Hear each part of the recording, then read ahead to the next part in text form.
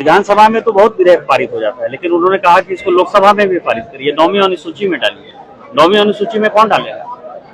जब तक भारत का सुप्रीम कोर्ट नहीं कहेगा 9वीं अनुसूची में वो जा ही नहीं सकता। सुप्रीम कोर्ट कौन केस लड़ने के लिए जाएगा?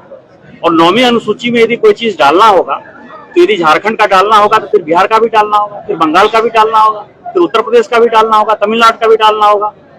ये तो केवल जो है पूरे देश को तोड़ने वाली जो शक्ति है, जो बांग्लादेशी और आईएसआई मैं कह रहा हूं कि सरकार चलाती है, वही ये 32 के खतियान की बात करता है।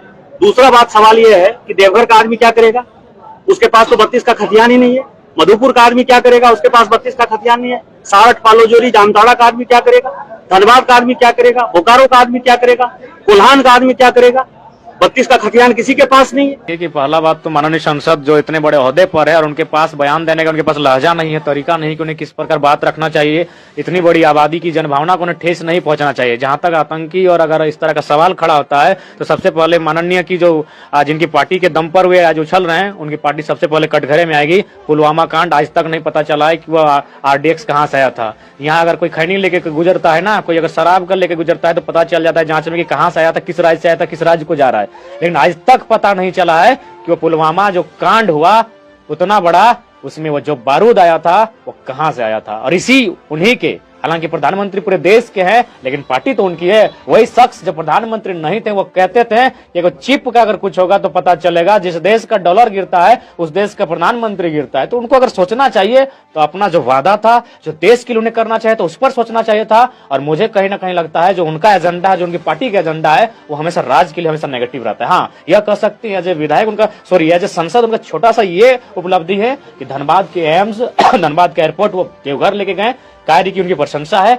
लेकिन बाकी अगर बात करें तो वह इंसान पूरी तरह से झारखंड को चाहता है कि यहाँ के लोग बदहाल रहे, यहाँ के लोग तंगहाल रहे। हमें नहीं चाहिए आपका वो विकास, हमें 1932 का खतियान उससे ज्यादा कहीं महत्वपूर्ण है। आप राज्य तोड़ने, आप अन्य राज्यों की बात करते हैं कि सभी कि राज्य में भेद ना करें, तो ठीक है, यहाँ की आबादी को अब बिहार में सुनिश्चित करें नौकरी देना, या फिर यहाँ की आबादी को गुजरात में नौकरी देना सुनिश्चित करें। और सबसे बड़ी बात इनका देखिए, कभी भी जो लोकेलिटी का मामला है वो चुपचाप रहते हैं। अभी ये मैंने हेमंत जो भी उनका चल रहा है, और उसमें तो समझ देखने में आ रहा है कि पैसा दे के लोगों को लेके जा रहे हैं, वहां मारपीट भी हो रहा है पैसा नहीं देने पर। उनको बात करना है, उनको कभी रोजगार पर बात नहीं करते, कभी शिक्षा पर बात नहीं करते हैं, वो केवल और केवल धर्म की बात करते हैं। इसलिए उनका वो प्रोपेगेंडा है। पूरे राज्यवासियों के सामने उन्हें माफी मांगना चाहिए कि उनका जो बयान है वो शर्मनाक बयान है, दुखद बयान है, उन्हें पूरे राज्य के सामने माफी मांगना चाहिए। क्या लग रहा है कि झारखंड में जो भाजपा सांसद है और विधायक है, क्या उन्हें दबाव देना चाहिए, जो मूलवासी विधायक सांसद है? मूलवासी विधायक सांसदों को दबाव देना चाहिए, और नहीं अगर दे पाते तो हमें लगेगा उनके गर्दन में पट्टा बंधा हुआ है, वो उनके गुलाम है, पार्टी के गुलाम है, दलाल हैं। तो क्या आप आतंकी और बांग्लादेशी हैं? जी नहीं, हम लोग लड़ने वाले छात्र हैं, पढ़ने वाले छात्र हैं, जो अपने राज्य को बचाने के लिए, अपने राज्य की अस्मिता, अपने राज्य की आइडेंटिटी को बचाने के लिए लड़ रहे हैं। यहाँ के लोगों को नीति नियोजन में अवसर कैसे मिले उसके लिए हम लोग लड़ रहे हैं। हमने बिहार में कभी दावा नहीं किया, हमने बंगाल में दावा नहीं किया, तो फिर अन्य राज्यों के लोग यहाँ इसे अपना ससुराल क्यों समझ के बैठेंगे? सीधी सी बात है। हमने राज्य क्यों लिया? इसीलिए लिया कि यहाँ के जो लोग पिछड़े, शोषित, वंचित लोग हैं उन्हें मौका मिलेगा। तो कहीं ना कहीं संसद की मति मारी गई है। उन्हें पहले अपने जो उनका जो मैनिफेस्टो में था, उनकी जो गवर्नमेंट, खासकर संसद है, यानी जो दिल्ली का जो वचन था प्रत्येक साल कितना करोड़ का नौकरी, उस पर उन्हें चर्चा करना चाहिए। तो जानना वो भारतीय जनता पार्टी के हैं, और उनकी नजर में जो उस पार्टी की विचारधारा से भिन्न है वो उनको बांग्लादेशी लगता है, वो उनका आतंकवादी लगता है।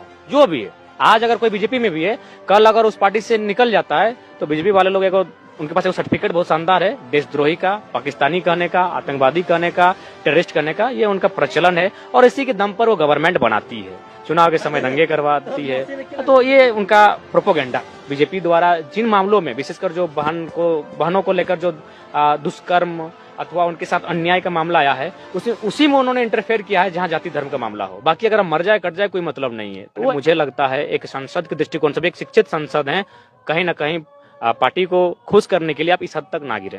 क्या लग रहा है कि अब ये लोग संसद में ये बात उठाएंगे, अब जो अभी ये विरोध कर रहा है?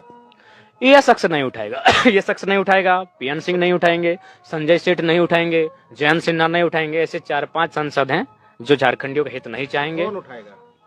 मुझे लगता है इस पर गिरिडीह सांसद को उठाना चाहिए, वो लोकल है, लेकिन हालांकि वो भी सेंट्रल पार्टी से उनका टाई अप है। उसके बाद जो भी जितने आदिवासी मूलवासी सांसद हैं, विद्युत वरण जी को उठाना चाहिए, या फिर विजय हांसदा जी हैं, आपका सुनील सोरेन जी हैं दुमका से, तो उन लोगों को इस बात को संसद में रखना चाहिए, पुरजोर तरीके से रखना चाहिए। और उन्हें तो यह इस बात का भी चर्चा करना चाहिए संसद में कि जब सभी राज्यों को पहचान मिला है, सभी राज्यों के लोग अधिकार मिला, तो झारखंड के साथ लूट खसोट क्यों? उनको डबल वोटर आईडी का मामला रखना चाहिए था, अवैध बस बसाव का मामला रखना चाहिए था उन्हें। क्या लग रहा है अभी तक ये लोग मुखर होकर तो आवाज उठाया नहीं, तो क्या लग रहा है संसद में उठाएंगे आवाज? कहीं ना कहीं जो नेशनल पार्टी के जो लीडर होते हैं उनमें उनके लगभग एक तरह से उनको कह सकते हैं उनके गले में एक पट्टा टाइप सा रहता है, ये सच्चाई है। सीपी चौधरी से क्या उम्मीद करते हैं आप? देखिए वो उनका यहाँ स्थानीय पार्टी से है, भले उनका टाई अप सेंट्रल पार्टी से, तो उन्हें कम से कम अब संसद में इस बात को रखना चाहिए, इस बिल को लेकर उन्हें पुरजोर तरीके से बात रखना चाहिए।